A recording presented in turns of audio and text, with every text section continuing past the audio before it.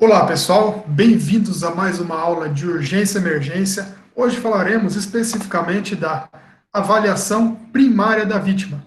Lembrando que temos a avaliação e a avaliação secundária da vítima. Hoje falaremos da avaliação primária e na próxima aula a gente vai falar da avaliação secundária da vítima. Aqui está o andamento, né, da nossa disciplina, onde estamos avançando, a gente já está na etapa da avaliação da vítima. E no primeiro momento eu falo para vocês, vítima clínica ou vítima de trauma? Qual que é a diferença entre essas duas? A vítima clínica, elas não são causadas por fatores externos. Tá? Então, por exemplo, a vítima clínica é você envolve com você mesmo. Né? E são normalmente, elas são consequências de doenças pré-existentes. Né? Então, por exemplo, uma tontura, alguma dor de algum membro, alguma dor no ombro, isso seria uma vítima clínica. O que seria uma vítima de trauma?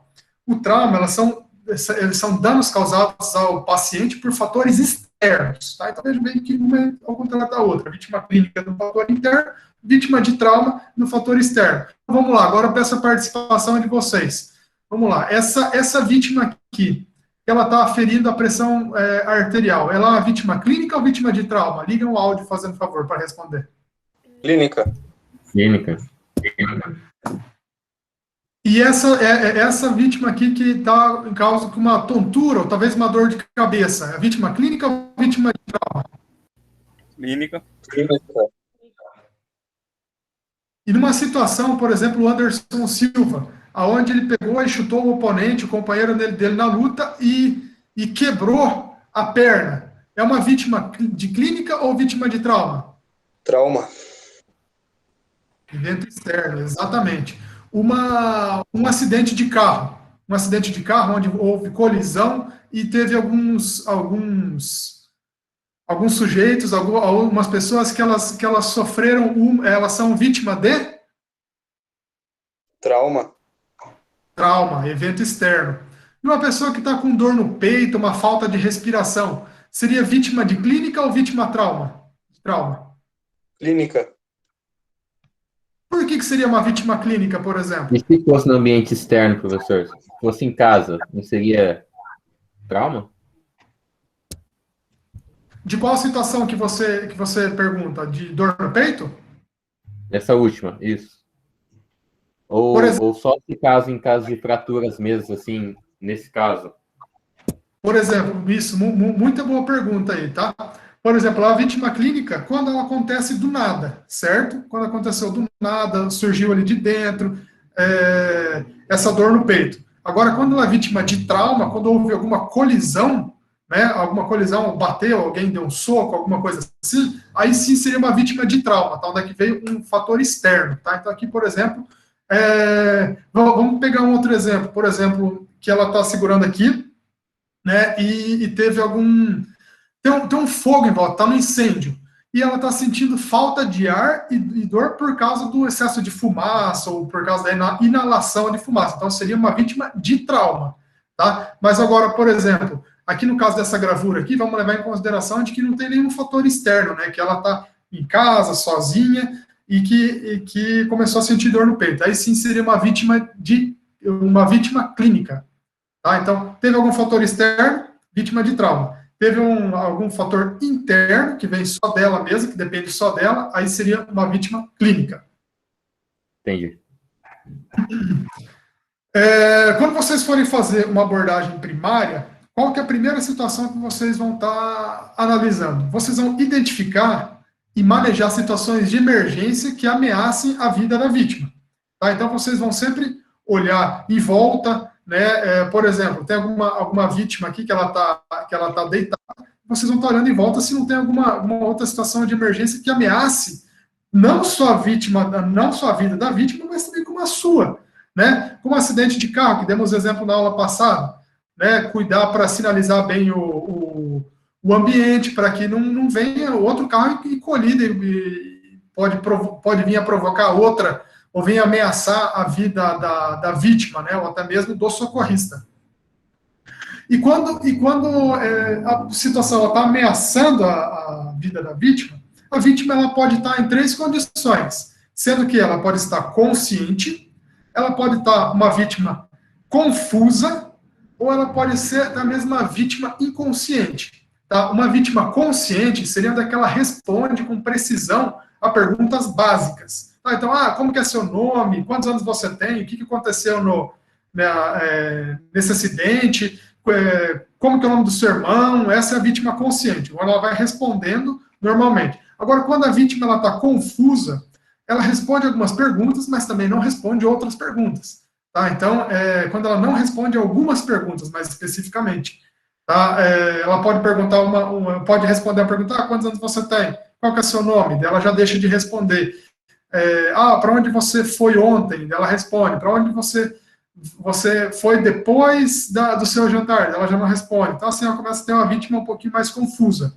Agora, a vítima inconsciente seria aquela vítima desacordada, tá? Quando ela não responde, é o ser chamado a movimentado. Você foi lá, tentou movimentar ela, não chamou, você aplicou algum estímulo de dor, algum beliscãozinho também, ela não movimentou, tá? Então, aí, nesse caso, ela está inconsciente. Agora, eu peço para vocês, alguém ligue o áudio aí, tá? Fazendo favor.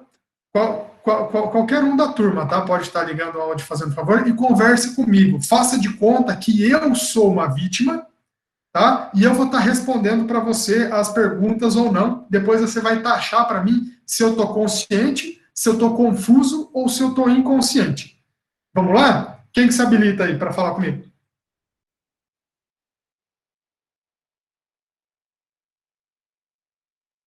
Mais alguém? Vai eu aqui. Vamos lá. Pode começar fazendo as perguntas aí para mim, tá? Pode fazer pergunta de qualquer pergunta do dia a dia, assim, tá? Vamos lá. Opa, qual é o seu nome? Meu nome é Abel. Travou aqui, o professor. Meu nome é Abel. Trabalha com o que, Abel? Eu faço de tudo um pouco. Sou professor, Professor do que, Abel? sou professor, eu dou aula na graduação e na pós-graduação. Só que também eu sou empresário. Mas eu trabalho com a disciplina de urgência e emergência. Qual que é o seu hobby, Abel? O que eu mais gosto é de praticar atividade física, exercício físico. E ler. Gosto muito de ler também. Tem algum animal de estimação, Abel?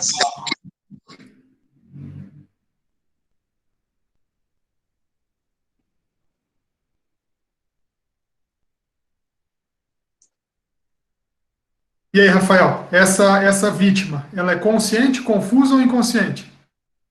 Acredito que seja confusa.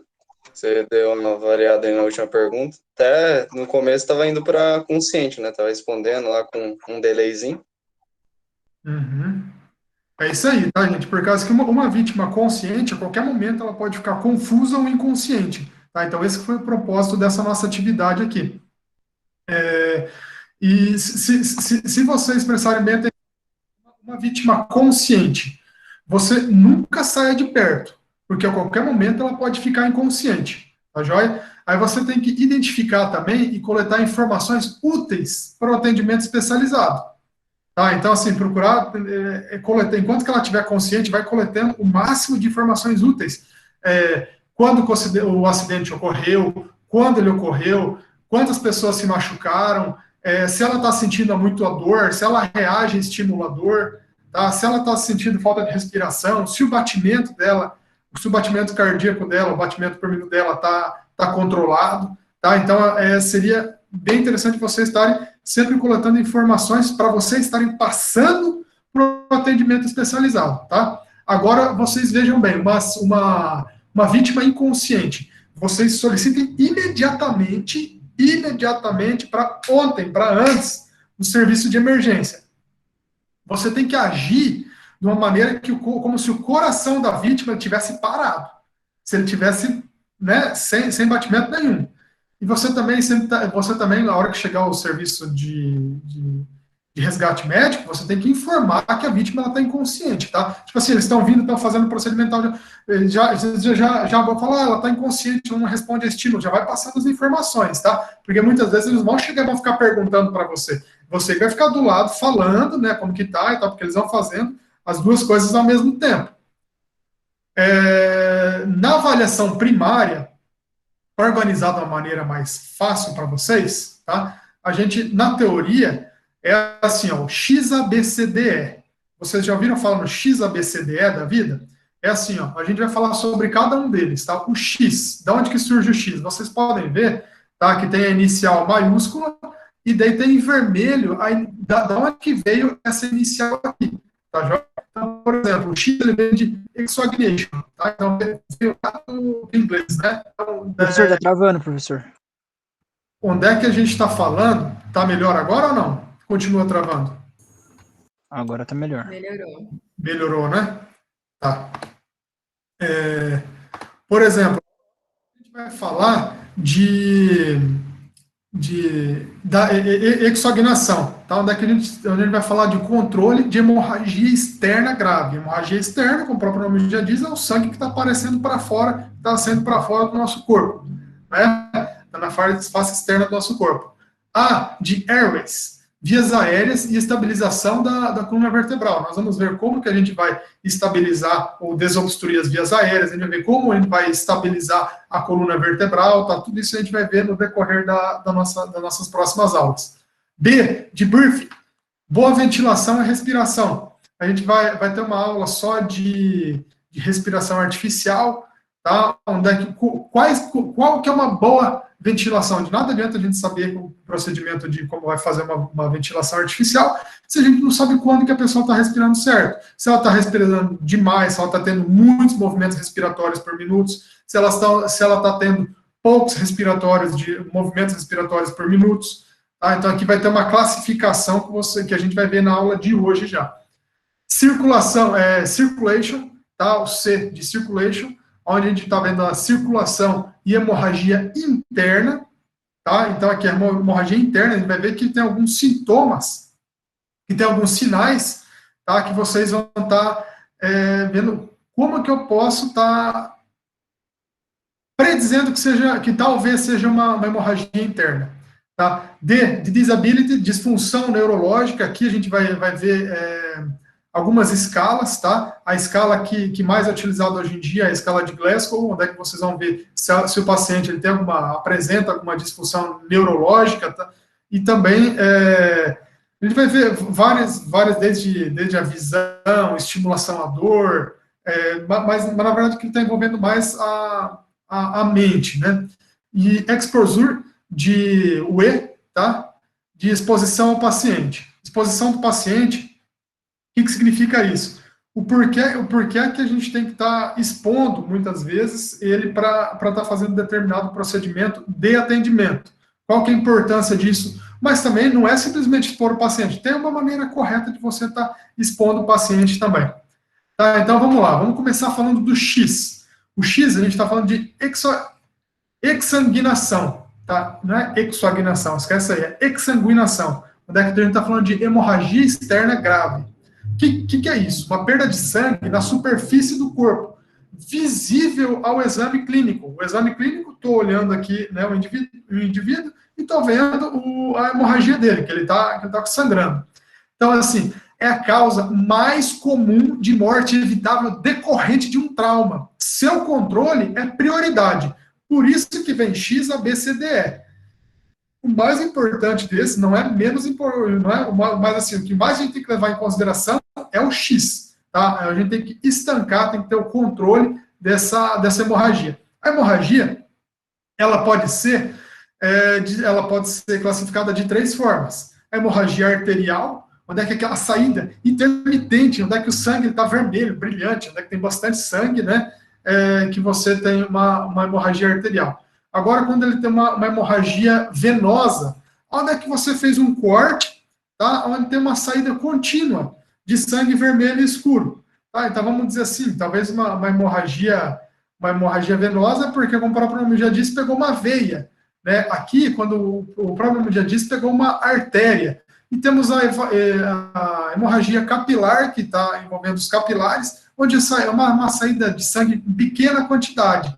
Tá? Como que eu faço o controle dessa saída de sangue? A gente vai ter uma aula específica sobre isso, abordando o controle da pressão direta e também, que não é mais utilizado hoje em dia, os torniquetes. Torniquetes é só mais em causa de greve, ou em causa de guerra, tá? Ou quando não tem algum outro material disponível, tá? Esse seria mais o torniquete, mas a gente vai falar sobre ele também. A pressão direta, que é a mais comum, e que nós também podemos fazer para evitar várias situações aí onde é que o indivíduo pode vir a ser prejudicado, tá? Por esse trauma, né, que seria uma hemorragia. E a hemorragia também, né, como é uma causa comum. Então, se a gente fazer a tratativa correta, né, a gente consegue controlar essa hemorragia. Então, assim, quando não existe sangue suficiente para levar o oxigênio até os órgãos mais importantes, por exemplo, que é o coração e o cérebro, tá? Então, aí já começa o choque hipovolêmico. O que seria o choque hipovolêmico? O choque hipovolêmico é uma condição clínica que resulta na perda de uma grande quantidade de perda de sangue, aonde que ele vai ser uma perda assim, maior do que 20% do sangue corporal. Tá? Então, assim, qual seriam os sintomas do choque hipovolêmico? Dor de cabeça, cansaço excessivo, tontura, náusea, pele pálida e fria, entre outros sintomas. Qual que é o tratamento? A transfusão de sangue. Então, assim, a gente não pode ter um desses sintomas e falar, deve ser choque hipovolêmico. Não. Tem que ser uma junção de todas as variáveis para daí tá considerando como se fosse um choque hipovolêmico. Né? Aqui temos a classificação do choque hipovolêmico em 4 fases. Tá? Aqui temos nessa coluna, temos as variáveis, tá? E aqui a gente está falando sobre o que cada variável ela é encaixada. Então, por exemplo, a perda volêmica em porcentagem. Classe 1, menor do que 15%. Classe 2, entre uma perda de sangue sanguínea, entre 15% e 30%. Opa, aqui já começa a ficar mais perigoso, e assim por diante. Tá? Na classe 4. E uma perda volêmica em ml. Aqui a gente está aí falando de ml, né? Então aqui entre 750 e acima de 1 litro, e assim por diante. O que pode estar vindo a provocar também uma frequência cardíaca. Vocês podem ver que quanto maior a frequência cardíaca, maior é a chance de você ter um choque hipovolêmico, ou mais grave é a classificação do choque hipovolêmico. A classificação 1, menor do que 100 batimentos por minuto. Classificação 4, maior do que 140. Então, vocês imaginam, às vezes, por isso que a gente tem que levar em consideração várias desses itens, porque às vezes ele pode ter uma perda de menos de 15%. Só que a frequência cardíaca dele está maior do que 140. Então, tem que fazer essa classificação para a gente ter algum diagnóstico. Né? E só que quem que é capaz para fazer isso? Só assistência médica, né, especializada. Pressão arterial. Para ver que quanto menor a pressão, maior a gravidade do choque hipovolêmico. O reenchimento capilar. O reenchimento capilar, vocês já ouviram falar no reenchimento capilar? E como eu posso estar diagnosticando reenchimento capilar? Não. O reenchimento capilar, por exemplo, a hora que eu vou pegar no dedo aqui, eu apertei, né, soltei. Se em menos do que 5 segundos, do que 3, 4 segundos, ele voltou ao normal, a cor normal, significa que a perfusão tá ideal, tá? Agora, se eu aperto aqui e o reenchimento capilar não acontece em menos do que 5 segundos, significa que tem alguma complicação ali na parte do reenchimento capilar, tá? Ou preenchimento capilar. Ele chama de maneira diferente, ou reenchimento ou preenchimento capilar. A frequência cardíaca. Frequência cardíaca, quanto maior a classificação, ela fica mais... a frequência respiratória, desculpa. A frequência respiratória, quanto maior, tá, mais grave fica também. A classe vai aumentando para 2, para 3 ou para 4. Por exemplo, o que é a frequência respiratória? É uma inspiração e uma expiração. tá? Uma inspiração e uma expiração significa que é uma frequência respiratória. Então, como é que ela é calculada? Frequência respiratória por minuto, FRP, tá? O débito urinário, nível da consciência, ó, o nível da consciência. Por exemplo, quanto maior a gravidade, mais confuso ou letárgico a pessoa ela está. Agora, a reposição volêmica. Tá? Temos a reposição volêmica também, quanto mais uso de cristalóides e também de CH, então aí vai estar prejudicando o indivíduo. Quanto mais tem que ser feita essa reposição volêmica, maior a classe desse choque hipovolêmico. Tá? Então, o A. Falamos do X, agora vamos falar do A. O A, estou falando sobre as vias aéreas e estabilização da coluna vertebral. As vias aéreas, elas têm que estar permeáveis. O que significa isso? Elas têm que estar abertas e limpas. Geralmente, né, o que acontece, quando ela não está aberta e limpa, que significa que ela tem alguma obstrução, líquida ou sólida. Mais para frente, nas próximas aulas, a gente vai ver como faremos essa desobstrução, né? Quando é com líquido, quando é com sólidos, vamos ver que é bem simples também. Tá? A princípio, né, vamos falar da tração, né, da mandíbula, tá, onde vocês podem ver a figura aqui, que seria a forma mais fácil de você estar procurando desobstruir as vias aéreas, porque vocês imaginem, por exemplo, se esse indivíduo está com o queixo baixo, né, então as vias aéreas elas ficam mais comprimidas, né, elas ficam mais fechadas. A nossa intenção é deixar ela aberta e limpa. A hora que você faz, por exemplo, a tração da mandíbula, que você vai estar procurando desobstruir as vias aéreas. Se essa tração da mandíbula não vir a acontecer, tá? Tem que ser feito com esses 2 dedos aqui. E também tem que ter um apoio na cabeça. A técnica certinha que a gente vai estar fazendo sobre a tração da mandíbula, a gente vai estar vendo na aula de respiração, tá? Quando você faz essa tração, teoricamente já vai estar desobstruindo. Se não desobstruir, aí a gente vai ter outras técnicas para fazer. Também vamos falar sobre a manobra de Heimlich, onde uma pessoa, né, engasgou, que você faz uma movimentação, que você vai estar fazendo a pessoa expelir, né, o objeto que ele tem, né, provavelmente, quando é feita a manobra de Heimlich, provavelmente quando tem alguma obstrução sólida, tá? E não é não é batendo nas costas que eu vou estar desobstruindo a via aérea da pessoa, né? Então, por isso que a gente tem técnicas específicas para tal. Quando você vai fazer essa tração da mandíbula, você tem que garantir que a cabeça e o pescoço eles sejam manualmente mantidos em posição neutra ou estabilizados, onde com uma mão você vai apoiar na testa e com a outra, com os outros dedos, né, o indicador e o médio, você vai estar fazendo a tração da mandíbula.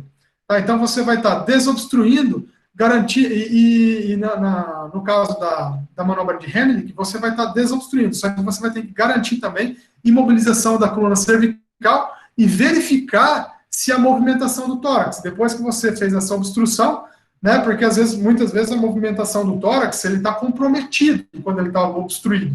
Agora, quando você conseguiu desobstruir, você já vai ver que a movimentação do tórax, ela já está mais legal, ela já está melhor fazendo o movimento. Tá? Então, por isso é sempre bom você estar observando essas situações. Agora, vamos falar da ventilação. A ventilação, o que queremos nessa fase aqui da abordagem primária?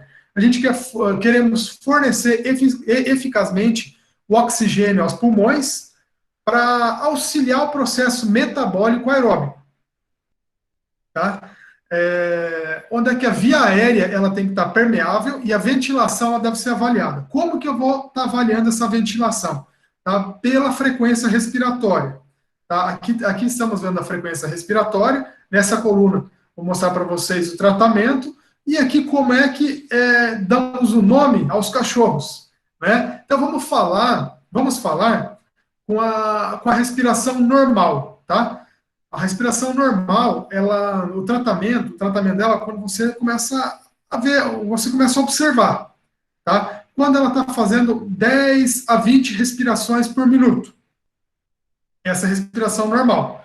E também é considerado como eupneia a 16 ventilações por minuto. Vai ficar entre 10 e 20, tá? É considerado normal. A respiração rápida, quando a gente está falando aí de 20 a 30 movimentos respiratórios por minuto. Também devemos levar em consideração a administração de maior ou igual a 85% de oxigênio e também a fração inspirada de oxigênio. Isso daqui, tá, só conseguimos fazer com aparelhos específicos. Tá? Essa FiO2 aqui é a fração inspirada de oxigênio. Quando a frequência respiratória já está um pouquinho mais rápida,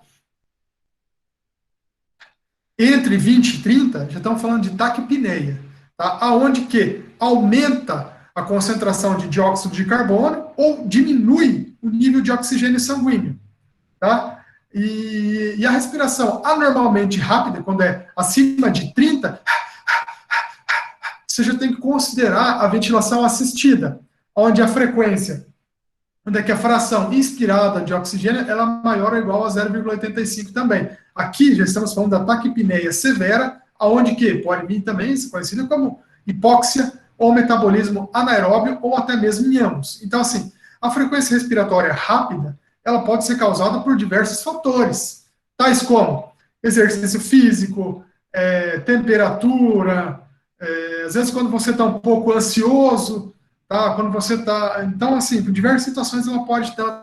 Então, você não pode estar confundindo, tá? Tem que cuidar para não confundir, por causa que às vezes a respiração ela fica normal por causa de algum outro fator externo.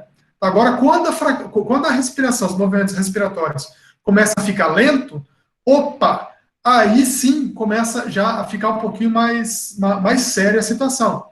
Tal como que ventilação lenta, quando ela é menor do que 10. Então, assim, imagina, um minuto tem 60 segundos.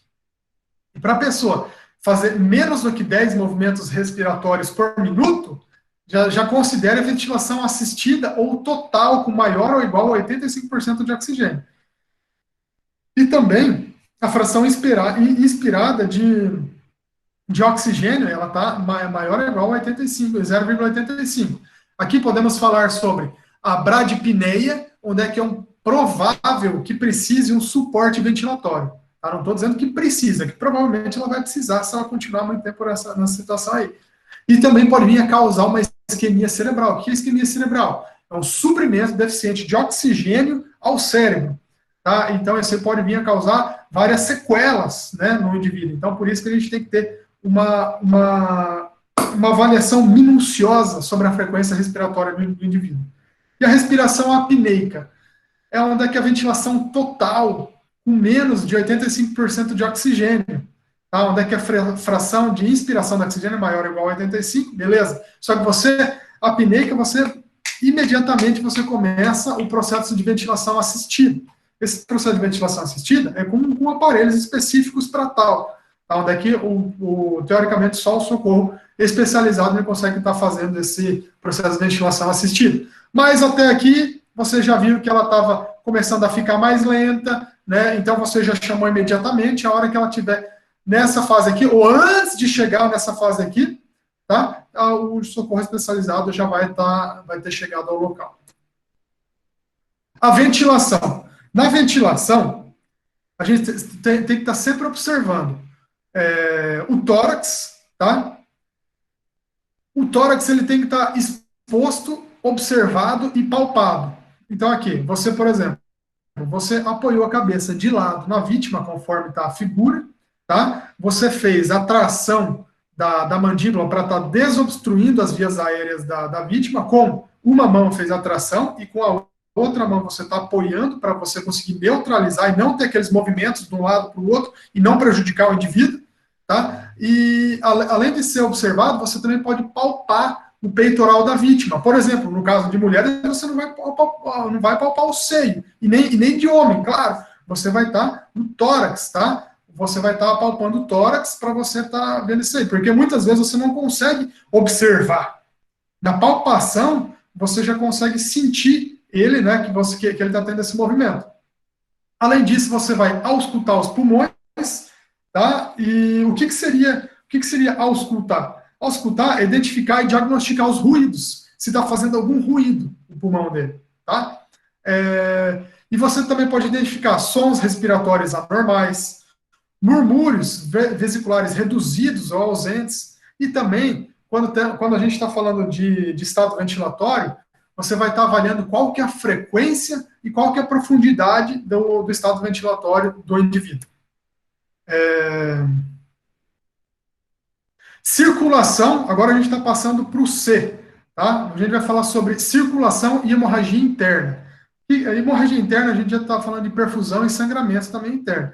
Aqui temos que observar o tórax, o abdômen, o espaço retroperitoneal e ossos longos. Também os ossos longos têm que ser expostos e inspecionados também, se não tem algum sinal de lesão, tá?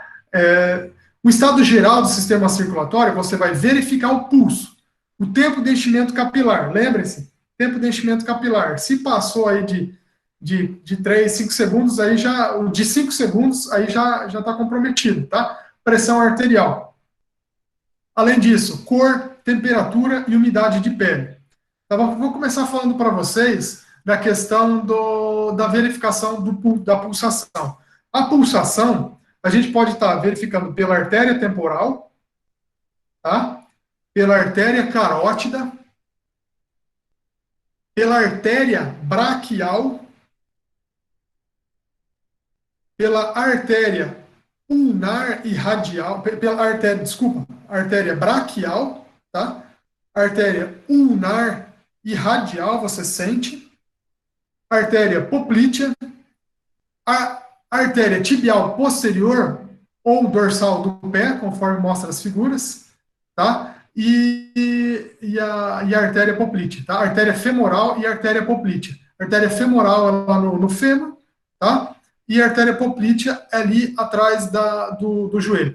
Lembrando que, sempre quando a gente for aferir, né, ou mensurar o pulso, verificar o pulso, a gente tem que usar esses dois dedos aqui, o indicador e o medial. Por quê? Por que não o dedão, professor? Por causa que ele tem pulsação própria. Tá? Então, por isso, sempre a gente tem que estar utilizando esses dois dedos aqui. Por que o professor passou tantas maneiras para verificar o pulso? Tantas maneiras, por causa que às vezes você não consegue pegar a pulsação em determinado lugar, você vai pegar em outro lugar. Tá? Só que assim, cada um tem os seus prós e contras. A mais comum para vocês fazerem, tá? Seria para você conseguir tá sentindo, é a artéria radial. Então, vocês podem ver que todos os pontos para você verificar o pulso é em artéria, tá? Artéria por quê? Porque ela é mais calibrosa, ela tem a pulsação, onde é que você consegue sentir, tá? Então, por exemplo, numa veia, por exemplo, onde é que tem o sangue, você não consegue sentir a pulsação, né? É só na artéria, tá? Na artéria da carótida, por exemplo, ela é comum também ser utilizada, tá? Mas a mais comum é radial mesmo. Agora, a artéria carótida, ela é comum, só que ela pode, se você for menstruar, você pode impedir o fluxo sanguíneo, tá? Onde é que o fluxo sanguíneo ele pode, ou até diminuir, né? Isso aí pode vir a causar uma confusão no indivíduo, até mesmo uma inconsciência, né? Então tem que cuidar, tá, gente? Então, assim, quando a pulsação, ela tá rápida e filiforme, seria uma hipovolemia. Quando ela está irregular, você já tem que ter um alerta cardíaco. Tá? E quando ela tem uma ausência de pulsação, opa, peraí, a gente já está falando de RPC, de reanimação, ressuscitação cardiopulmonar, RCP. Tá? Então, assim, mas professor, como é que eu vou estar analisando a pulsação do indivíduo? Como é que eu vou estar vendo a pulsação dele? Como é que eu vou saber se está certo ou está errado? Vamos lá. Agora eu peço uma ajuda de alguém, tá? Algum voluntário, vamos lá, dele 1, dele 2, dele 3, vamos lá. Alana Maísa, você me ajuda? Ou qualquer outra pessoa. Que nós vamos mensurar a pulsação, o batimento por minuto de vocês. Como é que faremos isso? Vamos lá, quem me ajuda? Quem se dispõe a me ajudar? Por favor, gente. Vamos, eu. Deixa o Rafael. A Jennifer me ajuda? Vamos lá. Jennifer Cauane. Preciso que você me ajuda. A questão da pulsação. tá? Eu quero que você pegue a pulsação radial, tá? Então, assim, na verdade, todos podem fazer, só que eu só quero conversar com uma pessoa aqui para a gente fazer uma maneira mais real da situação, tá? Mas todos vão fazendo aí também, porque depois vocês vão fazendo o cálculo. Vamos lá. Pega a pulsação radial, Jennifer, fazendo um favor. Tá? Você conseguiu sentir com esses dois dedos, assim? Sim. Conseguiu sentir? Tá, então fique ali. Agora, eu vou mensurar para você durante 10 segundos. A partir do momento que eu falar já, você começa a contar, beleza? Vai ser durante 10 segundos, tá? Já!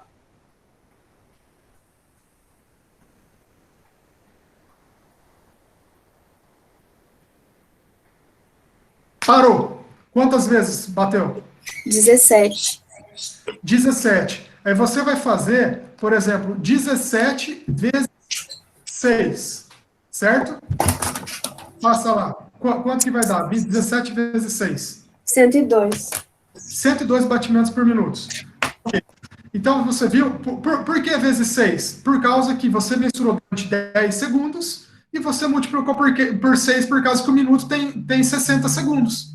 Entendeu? Então, por isso que a gente fez esse batimento. Porque muitas vezes a gente não tem um monitor de frequência cardíaca na hora do acidente.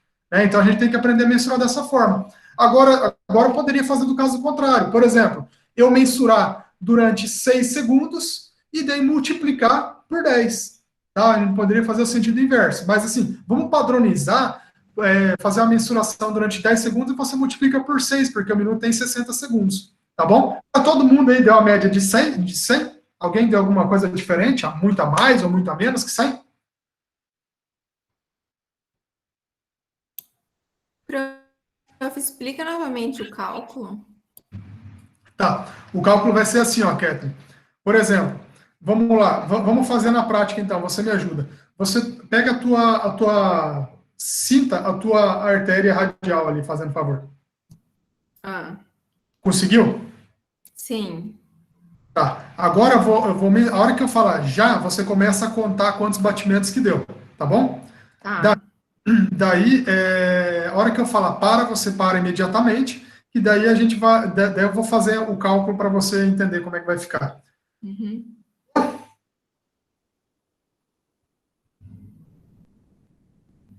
Vai!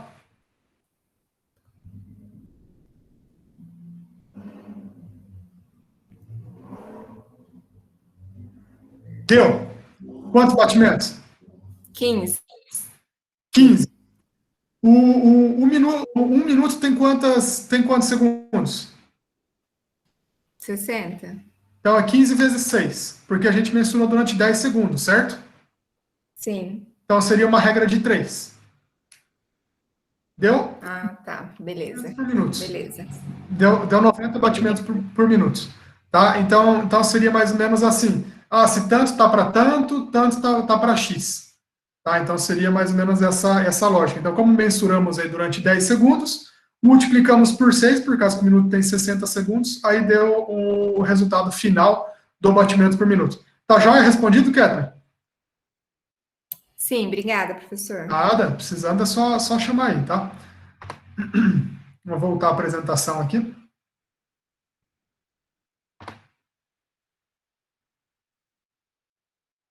Além da circulação sendo avaliada pela verificação do pulso, podemos ver também, né,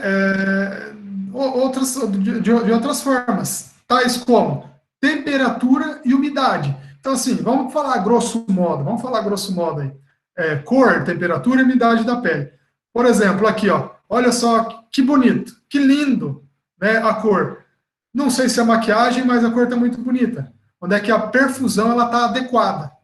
Tá? Agora, por exemplo, quando a pessoa está bem branca, né, ela está pálida, onde é que o fluxo sanguíneo já está desviado. Agora, quando a pessoa ela está roxa, praticamente, né, roxa, a oxigenação ela já fica deficiente. Por isso que, muitas vezes, as pessoas pequenas, né, crianças, americanas, elas acham legal ficar roxo, ficar vermelho. Né? Eu lembro quando eu era pequeno, brincava disso aí. Por isso não é bom fazer, tá? Onde é que a oxigenação fica deficiente, e pode vir a estar ocasionando, né, problemas aí maiores quanto à circulação. Agora, vamos lá. A temperatura. Tá? Vamos falar primeiro da umidade. Aqui a gente está falando da umidade. Por exemplo, a pele seca. Onde é que é uma boa perfusão?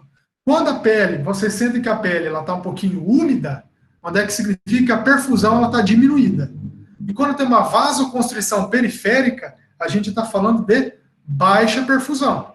Tá? Onde vasoconstrição periférica, como é que eu posso analisar isso aí? Onde é que tem a questão de uma baixa perfusão? Pela perfusão capilar, tá? Ou pelo retorno capilar.